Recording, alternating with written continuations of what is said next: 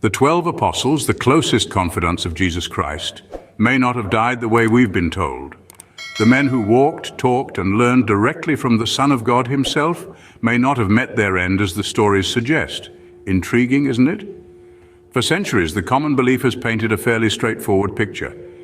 Each apostle, after a life of spreading the teachings of Jesus, met their end in a specific way, often through martyrdom. These stories have been passed down through generations, accepted largely without question. But what if there's more to these tales? What if the truth of their final moments is shrouded in controversy, mystery, and debate? Let's explore the lives and deaths of each of these 12 men one by one. We'll step into their shoes, understand what they were known for, and why they were significant in the grand scheme of the Christian narrative. Starting our countdown with number 12, the infamous Judas Iscariot. Judas Iscariot, a name synonymous with betrayal. Perhaps the most controversial figure among the 12 apostles, Judas is best known for his act of treason against Jesus Christ, his master and friend. He traded the life of the Messiah for 30 pieces of silver, an act that set the stage for the crucifixion and resurrection. But who was Judas really? A traitor consumed by greed, or a man trapped in a prophecy he could not escape? The canonical Gospels paint him as the former, but the non-canonical Gospel of Judas suggests a different narrative. In this text, Judas Iscariot is portrayed as following Jesus' own instructions, playing a necessary role in the divine plan.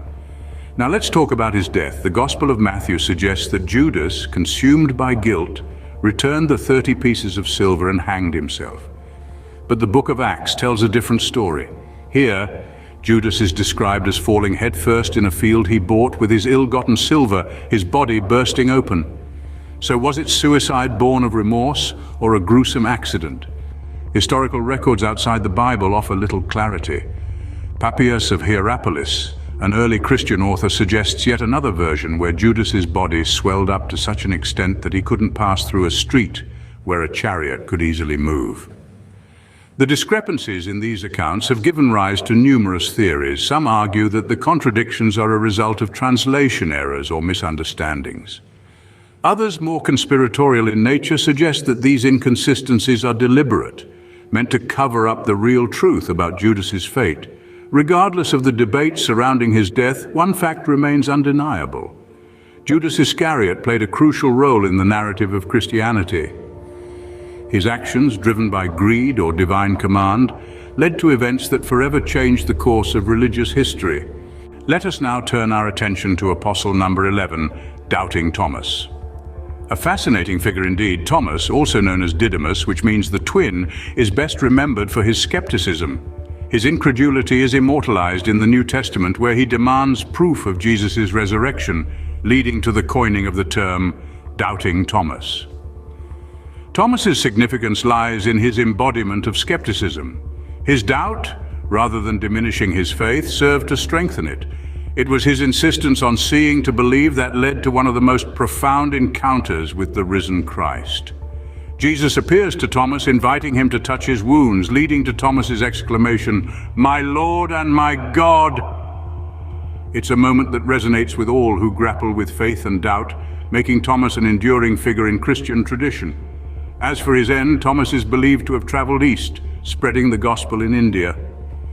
According to the Acts of Thomas, a non-canonical text, he was martyred near the modern city of Chennai, killed by spears of local priests who opposed his teachings. His remains, reportedly, are still preserved in the Basilica of St. Thomas in Chennai. However, the controversy arises here.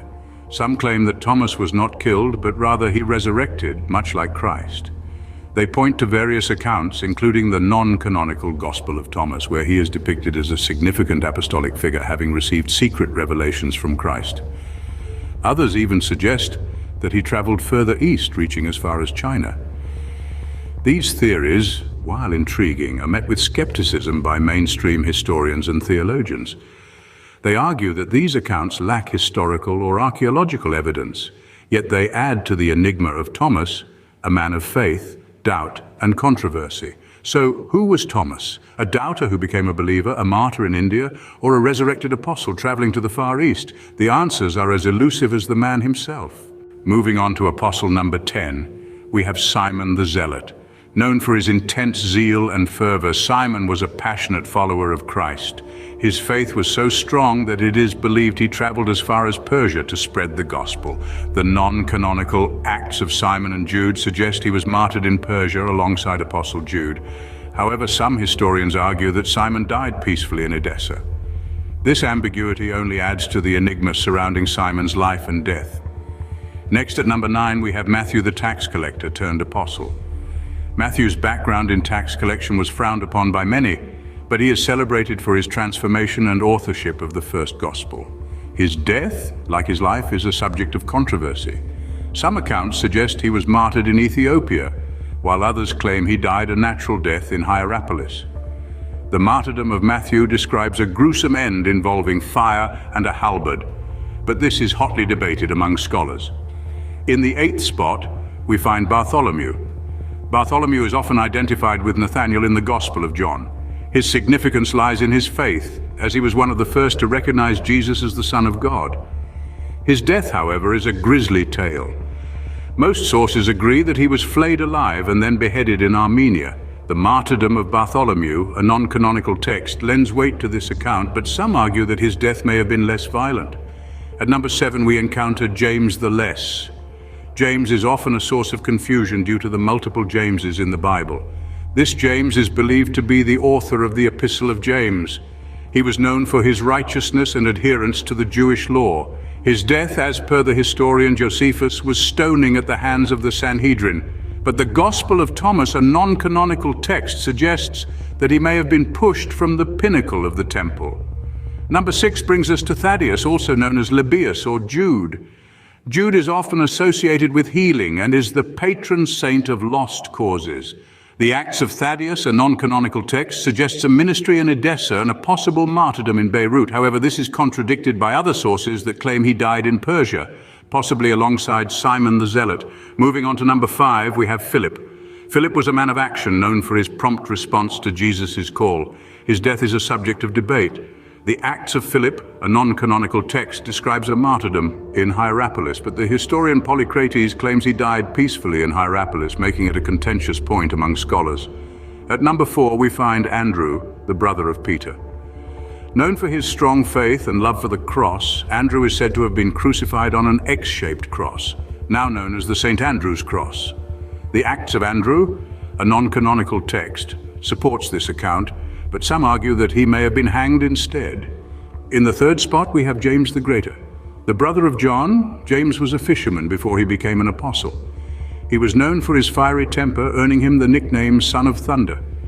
His death is the least controversial of the lot, as the Bible itself records his execution by King Herod Agrippa in Acts 12:2. Number 2 brings us to John, the beloved disciple. John was known for his close relationship with Jesus and is believed to be the author of the 4th Gospel. His death is a mystery. Some sources suggest he died a natural death in Ephesus, while others claim he was martyred. The Acts of John, a non-canonical text, suggests he disappeared after entering his tomb, adding to the mystery. And finally, Apostle number 1, Peter, the rock upon which the church was built. Known for his impulsive nature and deep faith, Peter was a key figure in the early church. His death, like his life, is steeped in symbolism. Tradition holds that he was crucified upside down in Rome, a detail supported by the apocryphal Acts of Peter. However, some argue that he may have been beheaded, making his death yet another controversial point in the lives of the apostles. The stories of the 12 apostles, as we've explored, are far from straightforward. Let's take a step back and revisit the controversies we've unfolded today. The apostles, these 12 ordinary men chosen by Jesus Christ, each met their end in ways that continue to provoke debate and intrigue even today.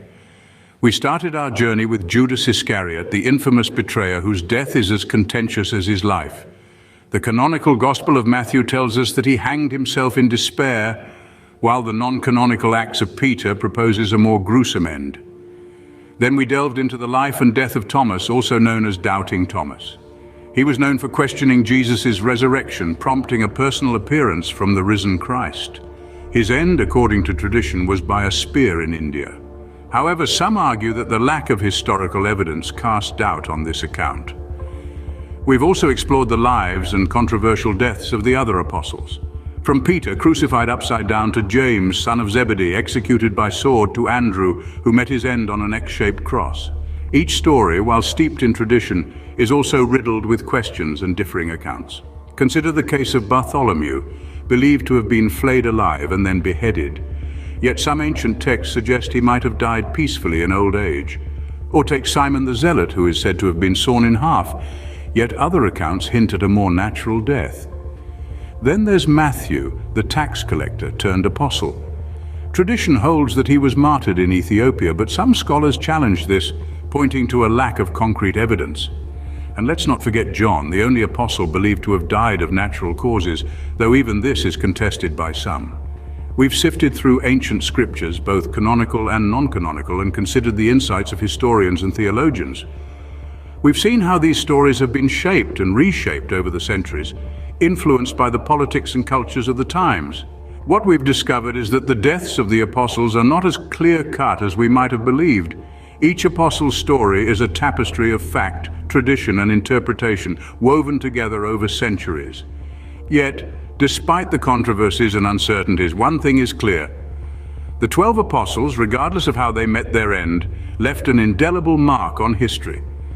Their teachings and their sacrifices laid the foundation for Christianity, a faith that continues to shape our world. So while we may never know the full truth of their deaths, their lives serve as a testament to their enduring impact. Their stories continue to inspire, to challenge, and to provoke thought, sparking conversations and debates that span the globe.